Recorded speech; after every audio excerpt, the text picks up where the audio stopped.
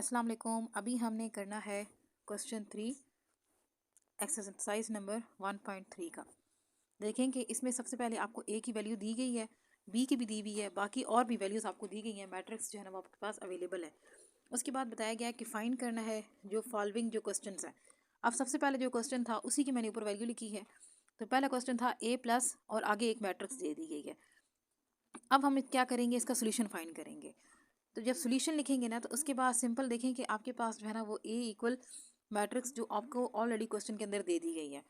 अब ये वाला जो क्वेश्चन है इसमें क्या है कि आपने ए को प्लस करना है इस वाली मैट्रिक्स के अंदर। तो हम क्या करेंगे, इस क्वेश्चन को नीचे लिखेंगे, फिर हम लिखेंगे put the value of A in question, मतलब ए जो की वैल्यू जो है वो इस क्वेश्चन के अंदर आपने पुट करनी है।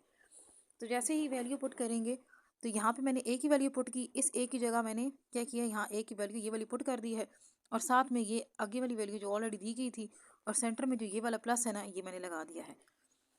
अब सिंपल क्या करेंगे कि इनको प्लस करेंगे।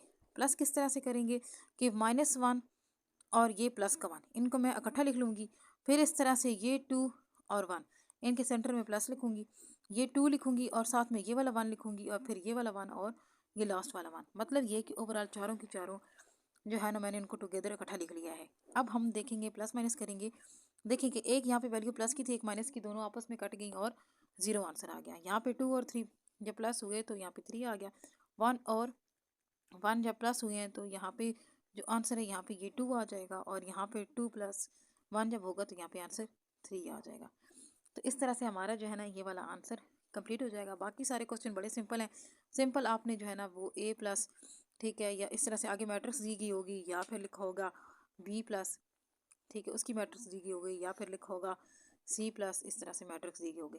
दरमियान में कोई भी डिजिट जो है ना वो हो सकते हैं, ठीक है। तो आपने क्या करना है कि उनको फिर उसके अंदर प्लस कर देना है। अब हम इसी का एक क्वेश्चन देखेंगे जो कि क्वेश्चन 5 है। उसमें हमें बता दिया गया है 2a। अब देखें कि जब चाहे 3a हो, 4a हो या 6b हो या जो भी हो, ठीक है, अगर ये एज इट साथ में लिखा हुआ है ना, ठीक है, तो इसका मतलब क्या है कि आपने इसको मल्टीप्लाई करना है। डन। तो यहाँ पे हमारे पास a की वैल्यू ऑलरेडी जो है ना वो क्वेश्चन के अंदर दे दी गई है। तो हम लिखेंगे फॉर 2a, तो हम 2 लगाएंगे और a की वैल्यू पुट कर देंगे।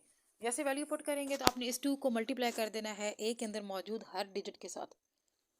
तो जब मैं 2 को मल्टीप्लाई करूंगी तो 2 1s आर 2 आ जाएगा, लेकिन इधर माइनस है साथ में तो इस वजह से यहाँ भी माइनस लग जाएगा। फिर 2 2s आर 4 हो गया, फिर 2 2s आर 4 इधर आ गया और फिर 2 1s आर 2। तो ये हमारे पास एज इट क्वेश्चन सॉल्व हो जाएगा। उसके बाद ऐसा करते हैं कि नेक्स्ट क्वेश्चन पे जाते हैं, ठीक है। नेक्स्ट क्वेश्चन जो है वो हमारे पास 7 है जिसमें -2c है।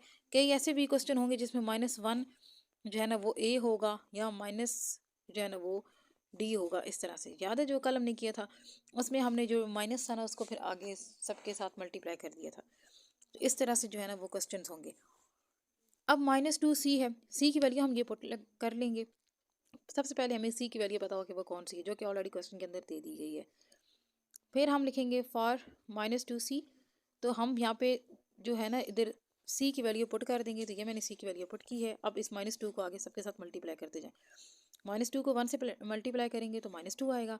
-2 को 1 से करेंगे तो सिर्फ 2 आएगा क्योंकि माइनस माइनस जो है ना वापस में कट गया है। फिर जब 2 है ना 2 2s आर इस तरह से 4 हो जाएगा, लेकिन यहाँ पे माइनस का 4 आ जाएगा। तो ये इस तरह से हमारे पास जो है ना ये पूरा क्वेश्चन सॉल्व होगा।